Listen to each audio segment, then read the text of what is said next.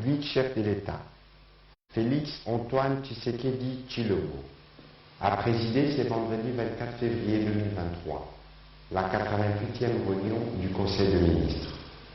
5 points étaient inscrits à l'ordre du jour, à savoir 1. Communication du président de la République, chef de l'État. 2. Points d'information. 3. Approbation d'un relevé des décisions du Conseil des ministres. 4. Examen et adoption des dossiers. 5. Enfin, examen et adoption de textes. La communication du président de la République, chef de l'État, portait sur 4 points principaux, à savoir 1. Des retombées du 36e sommet de l'Union africaine. Le président de la République a informé le membre du Conseil qu'il a pris part à la 36e session ordinaire de la conférence de chefs d'État et de gouvernement de l'Union africaine qui s'est tenue il y a quelques jours à Addis Abeba. Il a rappelé qu'il était de son devoir de soutenir l'action héroïque de nos forces de défense et de sécurité en faisant entendre la voix de la République démocratique du Congo et de faire valoir avec clarté la supercherie dont fait l'objet notre pays de la part du Rwanda alors qu'il a choisi la voie de la normalisation dans ses relations avec tous les voisins. De cette messe diplomatique en marge de laquelle se sont ajoutés un mini-sommet des chefs d'État de la communauté de l'Afrique de l'Est, ainsi qu'une session extraordinaire du Conseil de paix et de sécurité de l'Union africaine sur la situation sécuritaire à l'Est de notre pays, des résultats positifs ont été obtenus. En effet, le mini-sommet a conclu à la nécessité de la mise en œuvre effective du déploiement de la force régionale de la communauté de l'Afrique de l'Est, ainsi que du retrait sans condition du M23 des territoires occupés.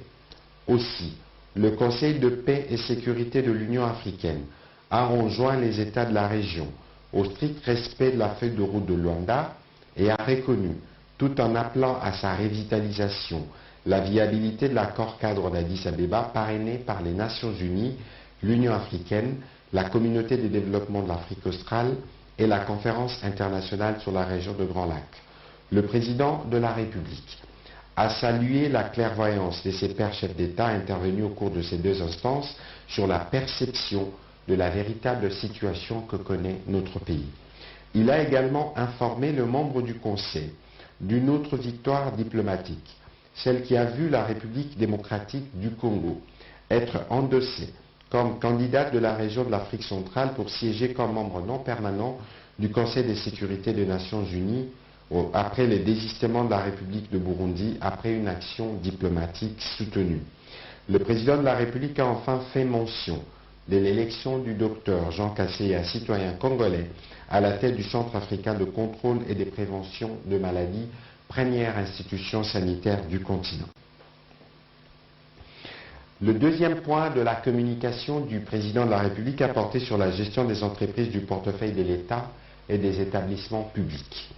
Le président de la République a informé le membre du Conseil que les différentes missions de la patrouille financière au niveau des entreprises et établissements publics font état de pressions exercées par les mandataires publics nouvellement nommés pour s'octroyer des avantages illégaux au regard des décrets numéro 13/56 et 13055, tous du 13 décembre 2013, fixant les avantages de mandataires publics dans les entreprises et établissements publics de l'État.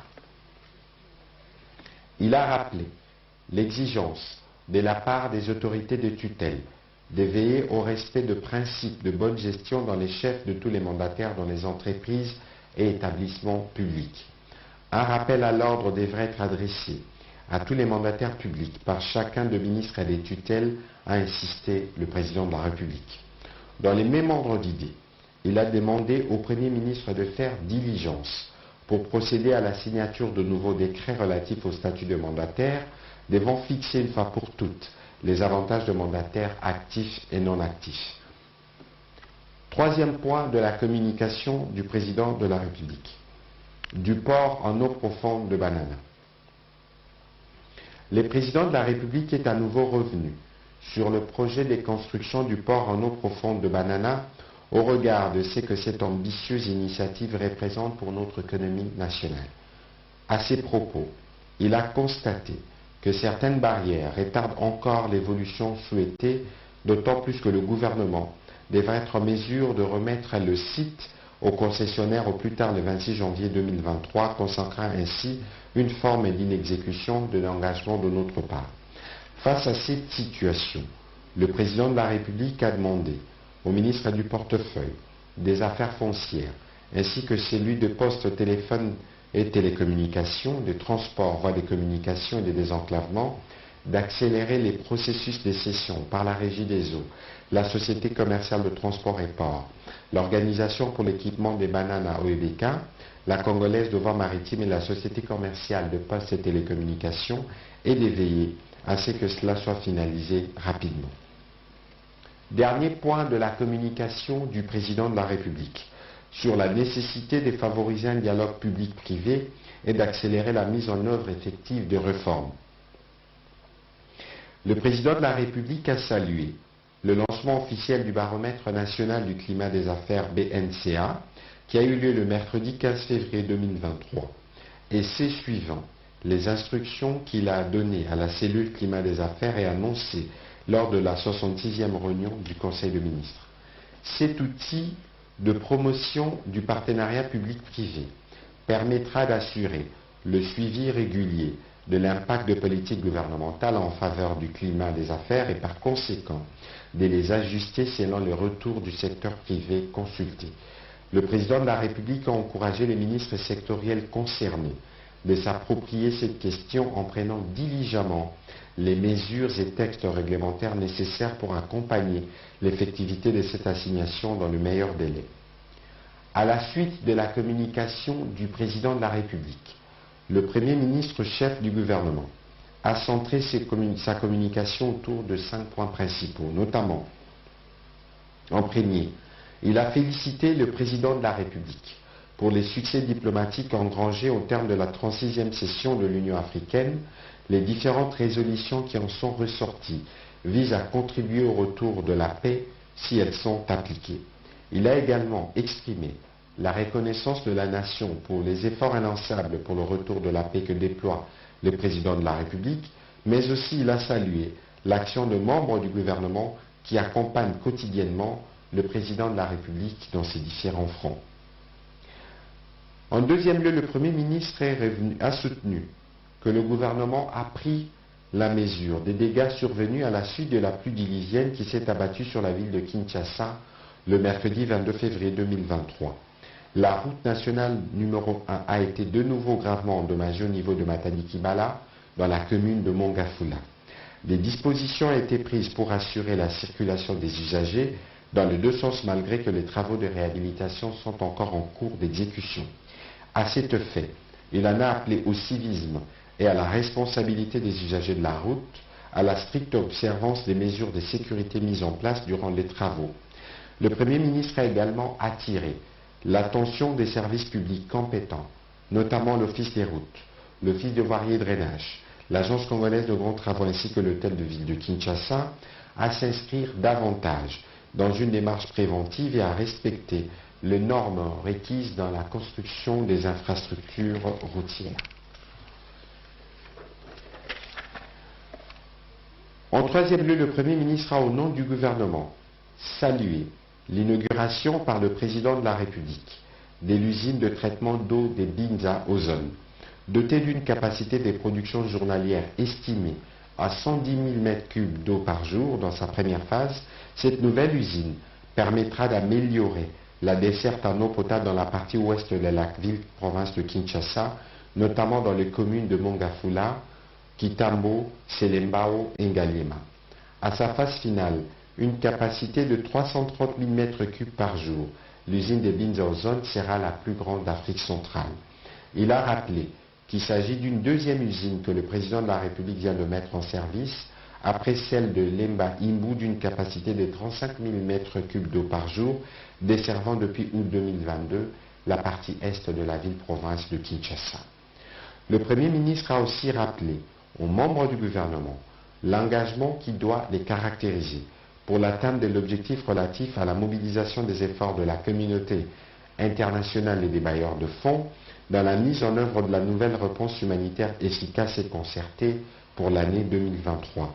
De cette réponse dépendent la survie et le bien-être de nos populations en détresse, à la suite notamment des catastrophes, des calamités et des conflits armés.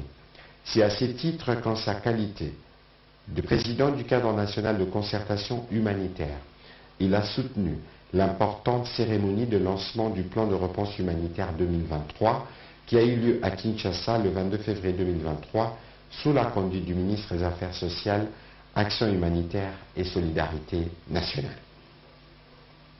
Pour terminer sa communication, le Premier ministre a, au nom du gouvernement, exprimé des vives félicitations au président de la République pour son fructueux mandat à la tête de la communauté économique des États de l'Afrique centrale.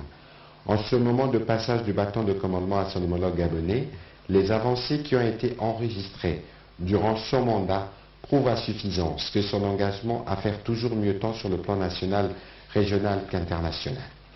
La 22e session ordinaire de la conférence des chefs d'État et des gouvernements de la CEAC se tiendra ce samedi 25 février 2023 à Kinshasa. Au chapitre 2 du Conseil de ministres de ce jour, relatif aux points d'information, le vice-ministre de l'Intérieur, Sécurité, décentralisation et affaires coutumières, a présenté au Conseil l'État et l'administration du territoire, qui reste dominé par la poursuite des opérations militaires dans la partie est de la République démocratique du Congo. Durant la semaine qui s'est achevée, l'état d'esprit de la population est resté dominé par le regain de l'activisme de groupes armés communautaires dans la province de l'Ituri, la persistance des difficultés logistiques et d'ordre sécuritaire en rapport avec les opérations d'enrôlement, l'attente de l'opinion nationale des retombées du sommet des chefs d'État de l'Union africaine à Addis Abeba sur la situation sécuritaire dans l'est du pays. Le vice-ministre de l'Intérieur a, dans un autre chapitre de son rapport, informé le membre du Conseil des situations liées aux catastrophes et autres sinistres à travers le pays, notamment l'incendie qui a ravagé un immeuble dans la commune de Limete à Kinshasa et qui a causé plusieurs dégâts humains et matériels, notamment les décès du sénateur Florine Toumba, compté parmi les victimes.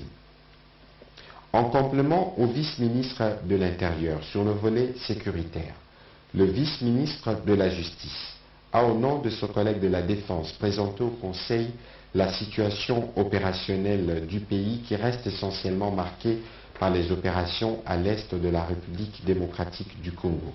Il a réitéré la détermination sans faille du gouvernement à mobiliser les moyens nécessaires pour permettre à nos forces armées d'accomplir leur mission, celle de la défense du territoire national. À son tour, le ministre de la Santé publique, Hygiène et Prévention a présenté aux membres du gouvernement la situation globale de la santé dans le pays, principalement celle liée à la pandémie à Covid-19. Sur un autre chapitre, il a fait le point sur la mise en œuvre du projet des gratuités des soins prénatals, des accouchements, des soins postnatals et des nouveau-nés à Kinshasa dans le cadre de la couverture santé universelle. Les financements de la Banque mondiale à travers le programme de développement du système de santé PDSS a contribué aux efforts du gouvernement d'assurer la gratuité des accouchements dans 12 provinces du pays, dont Kinshasa, couverte par 9 zones de santé dans la partie est. Des options de consolidation et d'optimisation de la mise en œuvre de ce projet, repris dans l'axe 49 du programme du gouvernement 2021-2023, ont aussi été passées en revue. Rapport sur l'état d'avancement de projets d'entretien des constructions de la voirie dans la ville de Kinshasa. Le ministre d'État, ministre des Travaux publics et Infrastructures, a fait rapport au Conseil de l'état d'avancement des projets d'entretien, des réhabilitations et des constructions de la voirie dans la ville de Kinshasa. Il s'agit des chantiers de projets en cours des réalisations sur financement du Trésor public, ceux en partenariat public-privé d'une part, et les projets directement financés par le Fonds national d'entretien routier et ceux réalisés avec l'appui de bailleurs de fonds d'autre part. Pour l'essentiel, tous les projets avancent bien malgré quelques pesanteurs. Avant de terminer son propos, le ministre d'État, ministre des Travaux publics et Infrastructures, a informé le Conseil que dans un court délai débuteront les travaux visant à supprimer quelques points chauds sur la voirie de la ville de Kinshasa dans le but de faciliter la fluidité du trafic sur les routes urbaines où les dégradations sont devenues visibles et dérangent la circulation. Prochaine tenue à Kinshasa de la réunion ordinaire du Conseil de ministres de la SADC. Prenant la parole, le ministre de l'Intégration régionale a présenté une note d'information relative à la réunion ordinaire du Conseil de ministres de la SADC prévue à Kinshasa du 12 au 20 mars 2023. Il a indiqué que le choix de Kinshasa, capitale de la République démocratique du Congo, pour abriter ses assises, se justifie par le fait que notre pays assure la présidence de cette organisation sous-régionale par l'entreprise du président de la République, chef de l'État. La documentation liée à ces assises sera transmise au ministère sectoriel concerné pour analyse et orientation, a conclu les ministres de l'intégration régionale. Le Conseil a pris acte de sa note d'information. Note d'information relative au secteur de la recherche scientifique et de l'innovation technologique.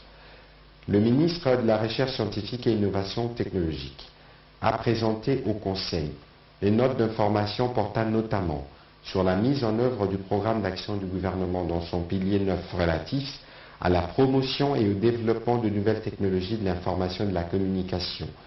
Axe 42 tendant à la mise en œuvre du plan national du numérique, action 185 inscrivant de finaliser, d'opérationnaliser le Centre national des télédétections par satellite CNT. La signature de ces partenariats va redynamiser la diplomatie congolaise et réhabiliter l'image de marque du pays en renforçant la coopération scientifique et technique avec le Japon. Le ministre de la Recherche scientifique et innovation technologique a rappelé que cette avancée fait suite au séjour et à la participation du président de la République à Yokohama au Japon en août 2019 à la conférence internationale sur le développement de l'Afrique TICAD, avec pour effet le renforcement des capacités des experts du Centre national des télédétections et la dotation en équipement fournie par la JICA. Au troisième chapitre du Conseil de ministres de ce jour, relatif à l'approbation d'un relevé des décisions du Conseil de ministres, le Conseil de ministres a adopté le relevé des décisions prises lors de sa 87e réunion tenue le vendredi 17 février 2023. Au quatrième chapitre du Conseil des ministres de ce jour, relatif à l'examen et à l'adoption d'un dossier. Rapport de la récente réunion du Comité des stabilités financières. Le ministre des Finances a présenté au Conseil le rapport de la dernière réunion du Comité des stabilités financières en République démocratique du Congo qui s'est réuni sous sa présidence le mardi 21 février 2023. Cette réunion portait sur le point ci-après.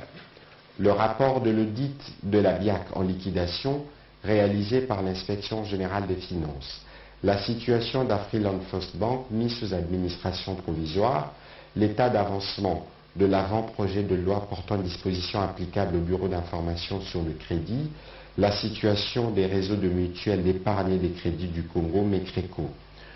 Au sujet du rapport de l'audit de la BIAC en liquidation, l'audit réalisé par l'Inspection générale des finances avait pour but de dresser un état des lieux, des options visant le remboursement des déposants et d'autres créanciers de cette institution bancaire. À l'issue de cet audit, il est relevé que le total des avoirs est estimé à environ 189,9 millions de dollars américains contre de dettes de USD 168,1 millions. Les tableaux ci-après présentent la synthèse de la situation financière de la BIAC en liquidation à fin 2020. Il en ressort qu'un effort de recouvrement des créances et des réalisations des immeubles devrait permettre de désintéresser les créanciers, particulièrement les déposants dont la dette est estimée à 121,5 millions de dollars et les personnels dont la dette s'élève à 16,7 millions de dollars. Cependant, compte tenu de l'installation d'un liquidateur non approuvé par la Banque centrale, comme l'exige la loi bancaire, et de l'absence de contrôle des actions en cours, les comités de stabilisation estiment qu'il y a un risque majeur de dilapidation des actifs nécessaires à l'appurement du passif. Ainsi, le comité de stabilité financière a recommandé que des actions appropriées de sauvegarde sont entreprises au niveau judiciaire en vue de dénouer les contradictions qui se sont installées dans ces dossiers au mépris du respect de la loi bancaire. Une fois ces mesures de sauvegarde obtenues et compte tenu des contestations, le comité de stabilité financière propose qu'un nouveau liquidateur soit nommé par la Banque centrale en accord avec le gouvernement. Ces nouveaux liquidateurs devraient se charger notamment de procéder à la récupération des crédits détenus par la clientèle, parmi lesquels les crédits accordés aux sociétés apparentées, de finaliser les dossiers relatifs aux immeubles de l'ABIAC sans titre de propriété dans la ville de Béni, dans la province du Congo central, ainsi que les dossiers de l'immeuble Marcel Lafleur, afin de sécuriser les patrimoines de la banque sur lesquels pèse un risque d'expropriation. Finaliser les dossiers des contentieux en cours dans lesquels les fonds importants de la banque sont indûment détenus par des tiers. En outre, un inventaire physique exhaustif du patrimoine immobilier devra être réalisé pour en actualiser la valeur globale et élucider la situation des 15 terrains de la BIAC pour éviter toute contestation. Le comité de stabilité financière recommande que cet acte soit confié à un cabinet indépendant qui travaillera sous sa supervision. Situation d'Afriland First Bank mise sous administration. Le comité de stabilité financière s'est réjoui du fait que la décision de mettre cet établissement de crédit sous administration provisoire a permis de stabiliser sa situation financière, de protéger les épargnants et de préserver la stabilité du secteur dans son ensemble. Le comité de stabilité financière a aussi noté avec satisfaction que le comité d'administration provisoire mis en place à Afriland First Bank a pris fin au bout de la période réglementaire avec la production d'un plan de redressement de la banque qui a été approuvé par la Banque centrale du Congo. Le comité de stabilité financière a recommandé que la restructuration et les redressements de la banque se poursuivent sereinement sous la conduite du commissaire à la résolution mise en place par la Banque centrale du Congo conformément à la nouvelle loi bancaire. État d'avancement de l'avant-projet de loi portant dispositions applicables au Bureau d'information sur le crédit. Le marché du crédit en République démocratique du Congo est caractérisé par des inégalités énormes entre les différents agents économiques. En effet, compte tenu de leur notoriété et de leur capacité de négociation, les grandes entreprises ont facilement accès au crédit, ce qui n'est pas le cas pour de petites et moyennes entreprises. Pour une croissance inclusive, l'insertion de petites et moyennes entreprises et des ménages, ainsi compris ceux provenant de couches sociales les plus défavorisées dans des circuits formels de financement, est un enjeu majeur pour la réalisation d'un développement économique plus inclusif.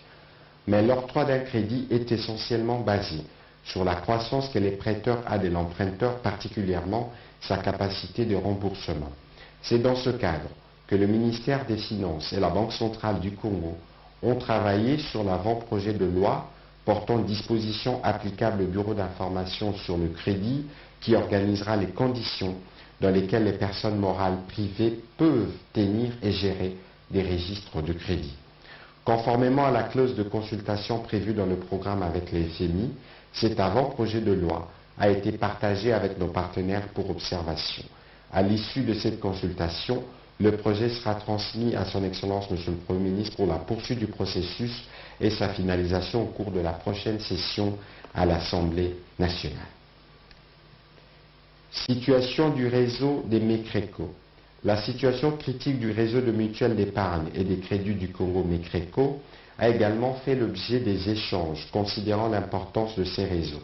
Le comité de stabilité financière a recommandé à la Banque centrale du Congo de poursuivre l'examen de ces dossiers tenant compte des intérêts de toutes les parties prenantes, de la nécessité de protéger les petits épargnants, de la question de l'aléa moral, considérant que cette situation résulte de la gestion peu orthodoxe des concernés, de la nécessité de promouvoir l'inclusion financière. Après débat et délibération, le Conseil des ministres a adopté l'ensemble de recommandations formulées par les comités de stabilité financière. Au 5e chapitre du Conseil des ministres de ce jour, relatif à l'examen et à l'adoption de textes, Projet des décrets modifiant et complétant les décrets du 26 janvier 2008 portant composition, organisation et fonctionnement du Conseil consultatif national de forêt. La vice-première ministre, ministre de l'Environnement et Développement durable, a présenté au Conseil le projet des décrets modifiant et complétant les décrets numéro 08/03 du 26 janvier 2008 portant composition, organisation et fonctionnement du Conseil consultatif national de forêt. Elle a expliqué que cette modification concerne prioritairement la composition du bureau de cet organe, en intégrant la société civile et les populations autochtones. Ensuite, elle règle le problème des redondances, sans rien changer dans le fond, ouvre le champ des compétences pour examiner toute question jugée nécessaire qui se rapporte au domaine forestier, réajuste l'effectif des membres, permet d'inviter à certaines sessions de personnes ressources en cas de besoin et inscrit au budget de l'État les ressources de fonctionnement du Conseil consultatif national des forêts CCNF. L'application de ces nouveaux textes permettra au gouvernement non seulement de concrétiser la définition de la politique forestière, mais aussi d'assurer une gestion durable de forêt. Après débat et délibération, le Conseil des ministres a adopté ce projet de décret. Projet d'ordonnance loi portant autorisation de la prorogation de l'état de siège sur une partie du territoire national. Le vice-ministre de la Justice, représentant la ministre d'État, a soumis au Conseil le projet de loi autorisant la prorogation de l'état de siège dans les provinces de l'Ituri et du Nord Kivu pour une période de 15 jours prenant cours le 3 mars 2023. 4 projets d'ordonnance d'approbation. Le vice-ministre de la Justice, représentant le ministre de la Défense nationale et ancien combattant, a soumis au Conseil 4 textes en vue de leur signature par le président de la République, chef de l'État. Ils sont relatifs 1. Au projet d'ordonnance d'approbation de l'accord cadre militaire entre le gouvernement de la République de Turquie et le gouvernement de la République démocratique du Congo signé à Kinshasa le 20 février 2022. Projet d'ordonnance d'approbation de l'accord de coopération dans le domaine de l'industrie de défense entre le gouvernement de la République de Turquie et le gouvernement de la République démocratique du Congo, signé à Kinshasa le 20 février 2022. Projet d'ordonnance d'approbation d'un protocole de coopération dans les domaines de la défense entre le gouvernement de la République arabe d'Égypte, représenté par le ministre de la Défense, et le gouvernement de la République démocratique du Congo, représenté par les ministres de la Défense nationale et anciens combattants, signé à Kinshasa le 25 mai 2022. Dernier projet d'ordonnance d'approbation portant protocole de mise en œuvre de l'aide financière entre le gouvernement de la République de Turquie et le gouvernement de la République démocratique du Congo, signé à Kinshasa le 20 février 2022 dans le cadre de la mise en œuvre de l'accord cadre militaire. Il y a lieu de noter que cette ratification s'inscrit dans la ligne droite des actions que le gouvernement entreprend conformément à la vision du président de la République, chef de l'État, en vue de renforcer les capacités multidimensionnelles des forces armées de la République démocratique du Congo. Après débat et délibération, le Conseil a adopté ces 4 projets d'ordonnance portant approbation. Commencé à 14h20. La réunion du Conseil des ministres a pris fin à 18h53. Je vous remercie.